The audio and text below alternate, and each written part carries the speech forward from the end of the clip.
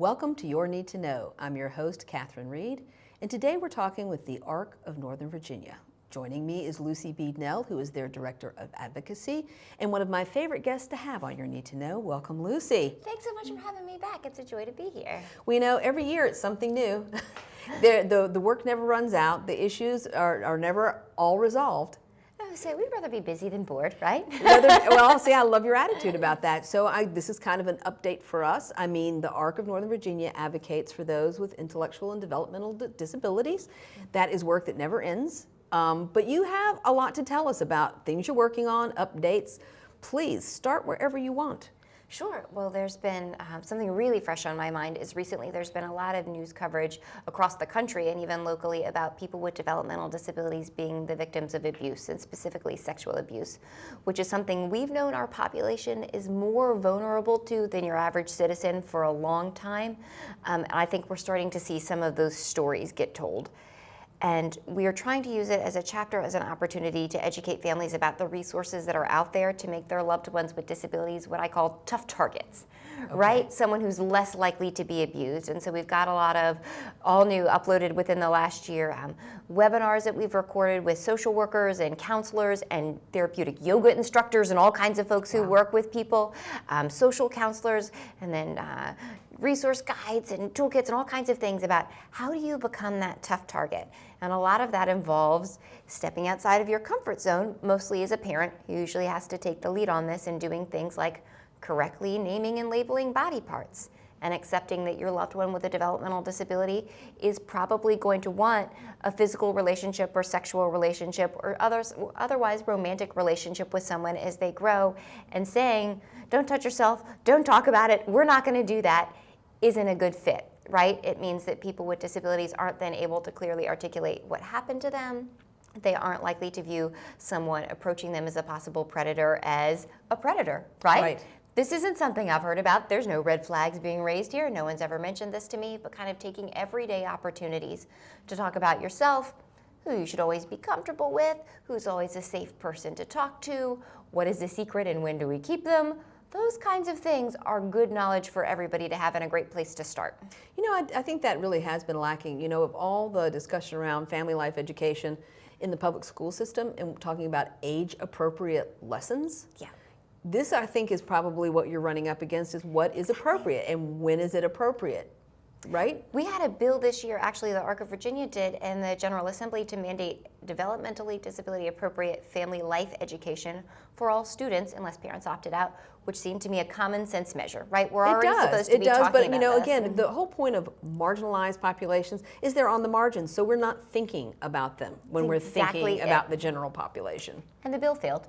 So we'll bring it back next year. You know, and I like that you never, what is it, Winston Churchill said that success was about failing over and over without losing enthusiasm, right? So that's kind of what you have to do. It's like, well, not this year, but maybe next year, the year after that. Yeah, we're going to get there. We just have to, right? We cannot stand by and let people with developmental disabilities be these soft targets for abuse. It's gotten us to just the most horrific and unimaginable of places. So we're going to fix it, no matter how long it takes. And do you find that because you're advocating for people in the IDD community to be more included in general populations, whether it's school or the workplace, because I'm an advocate for putting them in the workplace, and yet I know that this is another level of vulnerability. You know what's so interesting is lots and lots of studies over time have kind of borne out that's more of a perceived vulnerability. And what I like to think about and walk through with parents is, if you have a loved one with a disability who's in a building all day with no one but other people with disabilities and staff who are paid to support them all by the same employer, does anyone have an inherent motivation to raise a red flag, to blow a whistle? Maybe not, right? Or the ability to do so. But if you're at a place where people are out in integrated work settings and integrated living settings, don't we all kind of keep a little bit of a sideways eye on our coworkers and neighbors? And don't we all care about people in our lives who are vulnerable? And wouldn't we call someone and say, something looks weird. Seems like John, my neighbor, has stopped bathing. Seems like sometimes I'm hearing his staff yell at him. And that other sets of eyes and ears can add in way more protections than you could ever buy or obtain with cameras or other kinds of features. That's true. So I think that's a case for educating everybody on the vulnerability of this population of people. Absolutely. And everyone making sure that they have toolkits. If you do see something or hear something that you think, maybe someone else should know about Right. this, making sure folks know there are opportunities, right? I can call Child Protective Services, I can call Adult Protective Services, you can always call a chapter of the ARC. We're happy to walk people through it. So what other things are in development? Because I know you've got apps that you work on all the time. And so you've told us about 2 of them previously. There was a work one and a travel one. Yeah, EmployMate and TravelMate. Your memory is impeccable. So what have you got going now? New fun stuff. I'm so excited. So just this week we found out we're getting a grant from an organization called Next for Autism to develop the next toolkit in that Tech for Independent Living platform that's going to be called SafetyMate, rather appropriately. Very appropriate. So about helping people with disabilities learn how to liaise with law enforcement, how to introduce themselves in whatever way makes sense to them, if it's with a card or grunts or sign language or some kind of way to make sure that they're able to keep themselves safe and feel empowered to do that. Because the last thing we want to do if we're trying to keep people safe is take away their power. Right. And that, again, along with just talking about safety in general, those in this particular community have had run-ins with law enforcement where law enforcement officers have not been trained to recognize somebody who is nonverbal, for instance, or communicates in a way that may seem threatening to them.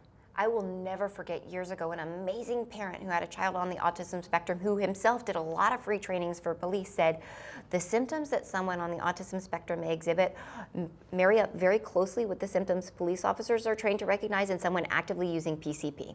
Right. So that's how they're coming at our kids, right? As a serious drug user who's not going to feel pain, who has no idea what's going on, which is of course the exact opposite of the case, but to the untrained eye, to your point, things can look very, very different. Well, this sounds like a great app, and I'm a big believer in using technology in ways that's helpful. It's not the answer for everything. Tech isn't the answer for everything, but it seems like this is one of those assistive technologies that we hear so much about. I just think it's the coolest, and we just live in a magical age, I feel like, where someone with a disability can use an iPhone or a Kindle or a tablet to do this, and they're not singling themselves out in the general population, right? We're not lugging out our 20-pound communication device that we had in the 80s and the early 90s, right?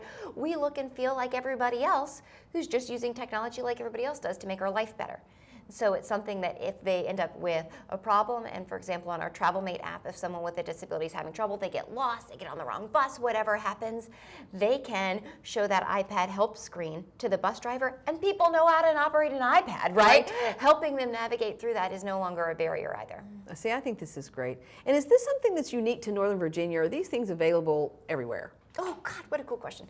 So we just got assistance from the Council on Governments to grow this kind of TravelMate curriculum to the whole DC metro area, which is just perfect because we based our curriculum on using DC Metro bus and rail. So how natural to expand it into DC and Southern Maryland and the parts of Maryland that access Metro bus and rail. So all that piece is going to be rolled out in 2019 and 2020, and we're working with other ARC chapters and nonprofits to do that. And then I think the sky's the limit. We're constantly looking for opportunities to kind of nationalize, if you will, these ideas, because this is what's needed by everybody everywhere of any ability, right? Of any ability. You know, I was so impressed. I was down at the General Assembly legislative session a lot this year, and so was the ARC. Like I saw, wasn't it orange scarves, that had the ARC logo on it? And everywhere I went, like in the Pocahontas building, there were just masses of people, and I'm thinking, this is amazing organizing. It's working. It is. Like, I mean, you saw people everywhere. Those scarves, good choice.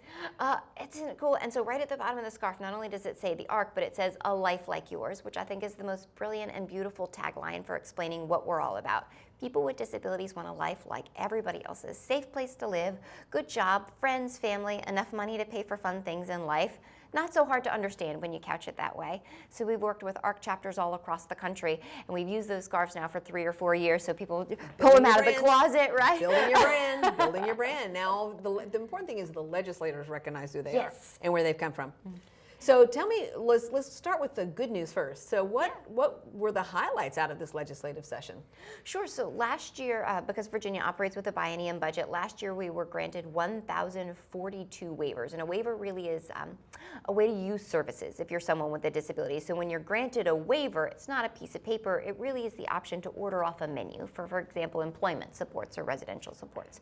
So this year we were able to hold on to 1,042 of those waivers, and that's a big win. That's 1,042 lives that are going to be drastically changed for people on the waiting list of 13,000. I was So we got a about ways to say- go. Okay, so I was about to say yay and because There's the a waiting shadow to list, that bright spot. the waiting list is unbelievably It's long. unbelievable.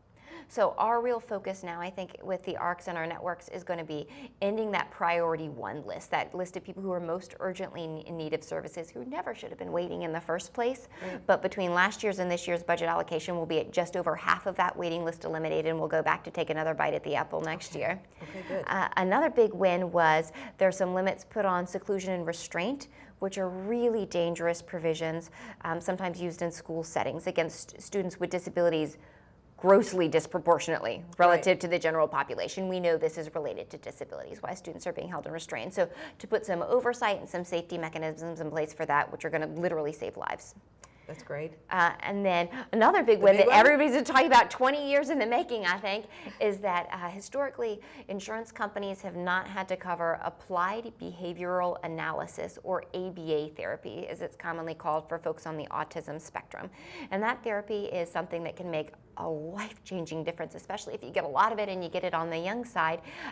I worked with a family when I was a case manager who said, we had so much ABA when my child was 3, folks didn't believe he had autism, right? That's really helping people adapt to their environment and learn to be safe. And so over the years, that insurance cap was pushed to age 2 and 6 and 10, and now no cap at all. I know. I'm very excited about that because I remember the fight for autism insurance reform, and I think that was 2009, 2010 when we actually made traction on that. But that was so convoluted too because it could only be reimbursed if it was provided by a licensed ABA therapist. Only we didn't have a licensing we didn't have any. Yeah, it turns out there was no licensing program. So then we had to wait for that. So even though the legislation passed to cover it, it was like 3 years before anybody could actually ever get those services covered. So crush the cap, that was like, I love that hashtag, crush the cap. And really that has been at least 4 years, longer than that, trying to roll it back from the age of 10. Yeah. And there's a great mom in this area who talked about every year that we increased the age cap, her son was 1 year older than the new cap. So her 16-year-old has spent his entire life months outside of being able to access the services he needs. Well, no more. I know, right? And so and it's good to have wins because it sustains you for the things that you haven't quite gotten to. Yeah. And when we come back from our break, that's what we're going to talk with Lucy Beadnell about, is how far we still have to go in helping to support and provide services for the people in the community who need those things. So join us after the break. My twin brother Jacob has an autism spectrum disorder. I remember one moment after being at school all day. I remember him getting into the car just bawling and saying, "Mom, I have no friends. Why don't I have any friends?" It broke my heart.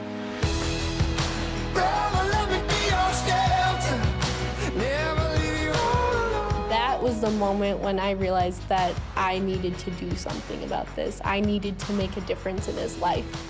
And I knew that if I could help him find a friend, I could help teach other people that including people with differences is the right thing to do.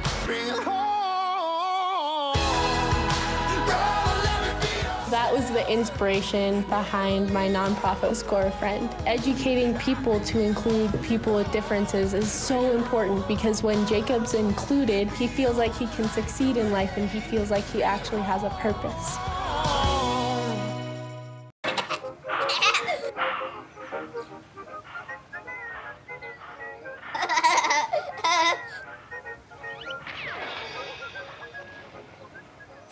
I surrender. Operation Wonder Park is a go! There's nothing more powerful than imagination. Honey, have you seen my cell phone? But don't just imagine. My park came to life? Ooh, a plot twist.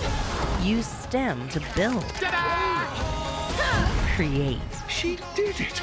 and change the world. Who's with me? I'm more of a 2 feet on the ground kind of guy. It's gonna hurt tomorrow. If she can STEM, so can you. Find out more at She Can STEM.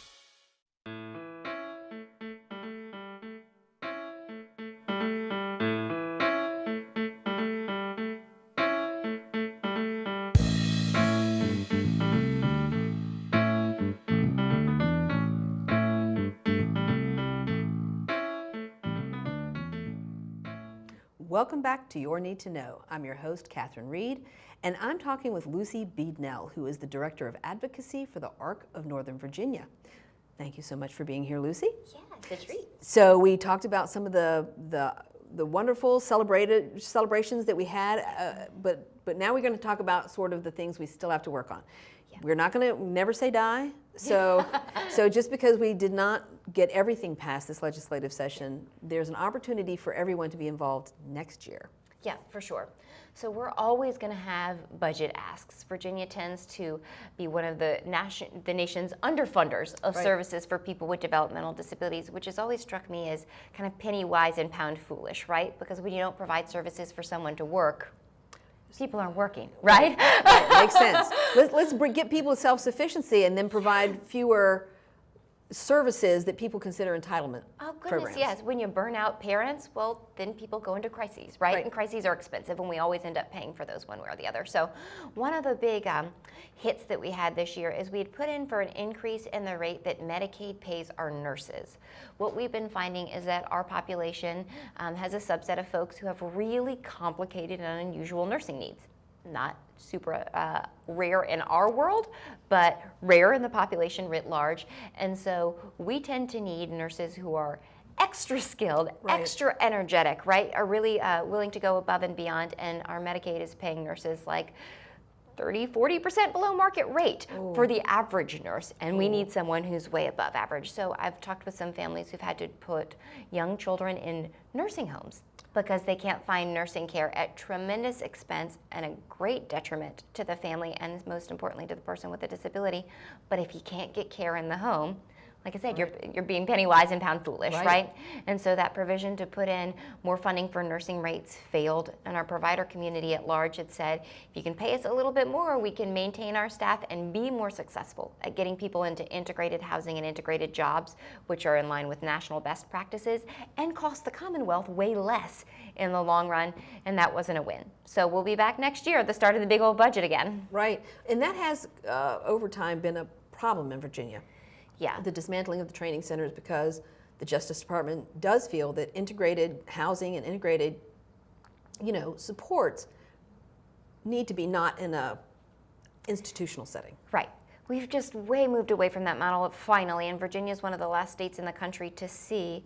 We've got decades of data showing people with developmental disabilities, and really anybody, don't do well in big old buildings where they're totally segregated with cinder block walls and no personalization. We don't need hospitals, right? Who wants to live in a hospital? Right. So situations where you leverage natural supports like we talked about before for safety and community supports, make sure that people are growing into their employment and housing abilities, that's where we want to be. And so this year, Virginia is just wrapping up our plan to close 4 out of 5 of our state institutions, which we call training centers. So the last one's closure is just about a year off in 2020, and then we'll continue to maintain just one that now has about 70 people in it. So for perspective, we've got 30-ish thousand people using or waiting for community-based services, and 70 who are choosing to live in an institution. We got to get away from that. Right, and we're making progress. Yeah. So what are the things on the hit parade for next year? Always we're going to be working on that waiver waiting list. I feel like that'll be my cause all the days of my life. For the rest of your career. The first day I walked into the ARC of Northern Virginia as a volunteer more than a decade ago, I remember sitting down and I was overwhelmed by being a part of this civil rights movement and all these things that were happening, and someone told me, we've got almost 7,000 people on a waiting list for services. And I thought, oh, that's ridiculous. We're going to take care of that, and here we are. And here we are a decade later with 13,000 plus waiting. So I really think we are starting to turn a bit of a tide on that, truly. We've seen some new education from members of the General Assembly, a greater understanding for where we're going to get. So we're going to be pushing that family life education bill is also going to be back. Okay. We're going to be continuing to make sure that developmental disability services are kept out of for-profit managed care companies' hands as long as possible, which is a huge concern. I can't tell you the volume of calls I've gotten in the last year since some Medicaid services have rolled into managed care from people who are losing critical services, life-saving services, because managed care companies are not experts in developmental disability services, right? They're experts in healthcare, and we're not healthcare. And they're experts at mitigating expense. Yeah. Yeah. So tell me what you are excited about as far as like supported decision making. Yes. So Delegate Corey had introduced a bill this year. She represents the Annandale area of Fairfax, and I think we're going to be able to do more things and grow that in the future. But supported decision making is the radical idea that anyone can make decisions if you help them, right? Okay, you would think that's not radical, but Which I would know, say yeah. applies to any person on the face of the planet. And so when I try to describe supported decision making to people, I usually give myself as an example and say, I'm a pretty smart person, but when I go to the doctor, I rely on that doctor knowing what they're doing and explaining what they're doing in a way that I can understand. And if I leave there feeling like I don't really get it, or I'm not sure this is the best choice, I go talk to other people, right? I either get a friend who's a nurse or a doctor or another expert in the field who goes and gives me another opinion. The idea is the exact same, that instead of, as people with developmental disabilities turn 18, as a routine matter, taking away all of their adult rights and putting guardianship in place as a blanket for people, instead saying, hey, what supports do you need to make decisions, and can we wrap a team around you who can help you? Do we have a friend who's in the medical field who can help go to medical appointments with you, who can help you, navigate some of those questions, who can put language out there in ways that you can read it and understand it?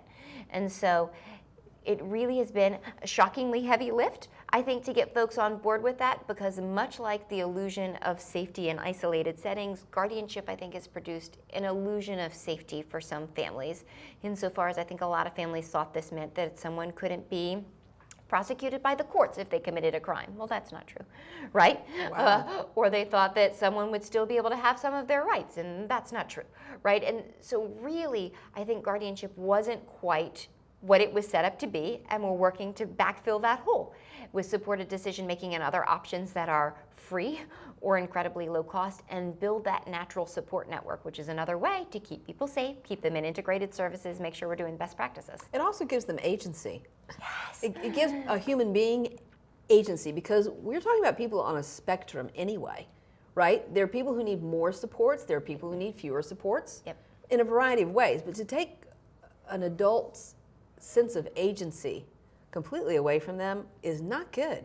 How's that who we ever want to be? And I think all the time, how many 18-year-olds do you know who go out and make 0 wrong decisions, right?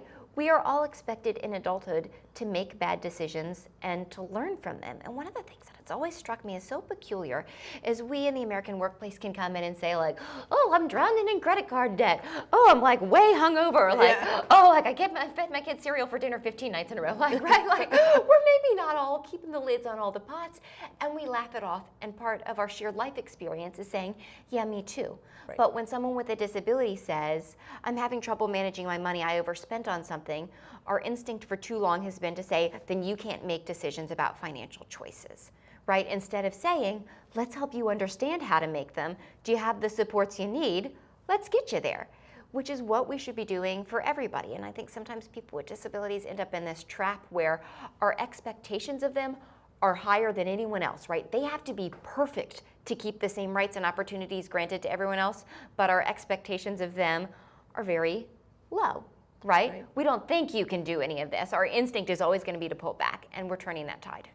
And we can't really afford to do this either, because the number of people that have some type of intellectual or developmental disability is growing. It's like 1 in 48. I don't even know what the number is anymore in Northern With Virginia. an autism diagnosis, right? And that's autism alone. I know, not anything else. And so, it's kind of like if we don't provide the support, teachers, but more importantly, teach these young adults how to have some agency over their own decision making and provide a team.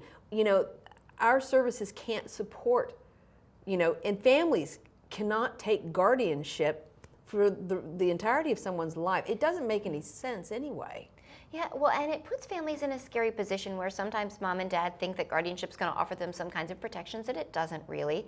And then they use it or don't actively use it for many years. And then as they're aging, they say, we have to go back to court and get someone else to agree to do this job. And it's a heavy lift to find parent 2.0. I mean, I think that's really because everybody's going to age. Yeah. We've all got an So expiration help us. date. Nobody gets out of here alive, right? So it seems to me that this whole shift in focus to help better prepare young adults to age and to be included and to have a successful life in a larger community. Yes. would be a benefit to everyone. Oh my goodness, yes. And aren't we all happy to be a part of a network and to know we have friends and family who can call, who care about us and check in with us and lend their expertise? And don't we do that right back for them? Right. I mean, that's such a huge part of the human experience. And my brief tangent, my grandmother lost her husband of 70 years a few months ago. And my biggest concern for her was relationships, because what I look at all the time is that's what makes the difference in your life longevity and quality of life. Are you connected with people who truly care about you, not nobody, and not just people who are paid to be there? And that's what we need to be growing for people with disabilities, that ability to connect and make relationships. So tell me a little bit about your upcoming benefit breakfast on March the 29th, and what we can expect to hear and see and find out at the benefit breakfast. I won't give it all away, but I'm super excited. So this is our first ever, hopefully, annual benefit breakfast. Like you mentioned, Friday, March 29th, 7:30 to 9 in the morning. So we're aiming to get you fed and inspired before you go hit the trails for the rest of the day, right? So we will have a presentation that morning talking about the services that the ARC of Northern Virginia provides and really helping folks understand our work and how to better connect with us. And one of the important ways to do that is to donate, right? So there's no cost to attend the breakfast, though we ask that people register, but we are asking people to really think hard about what they can give to support the work that we're doing, because we work very hard to make sure that what we're doing is free to people with disabilities and their families. And also engaging the larger community. We have talked so many times about the lack of employment opportunities, you know, and so it's great to say we want these young adults to have agency and autonomy and to have supported decision making, but the fact of the matter is, without housing, transportation, and a job, right? All the time I hear from people with disabilities. I think I hear from other young people, show me the money, right? Right. Where's the job? I want to go to work and I want to put these skills to work. So I would love for people to come to that benefit breakfast, see what we're doing, learn about us, get involved donating with the ARC, and leave there thinking, I'd like to hire someone with a disability. I'd like to have someone with a disability as my neighbor. I'd like to be a part of their support network. And everyone's going to be able to say, I've got a friend or a neighbor or a family member who has a disability. I'm going to reach out and see what they need. I hadn't thought about it in this way before. Exactly, and a lot of it is just education, information, the fact that we need to have our perspective shifted so we see a situation in an entirely different way, right? Take off the blinders. I feel like once you start to notice people with disabilities, it's like when you get a red car, right? Then you see them everywhere. You see them everywhere. Well, I have to say, I love your enthusiasm, Lucy. Thank you so much for being here. And this is what you need to know.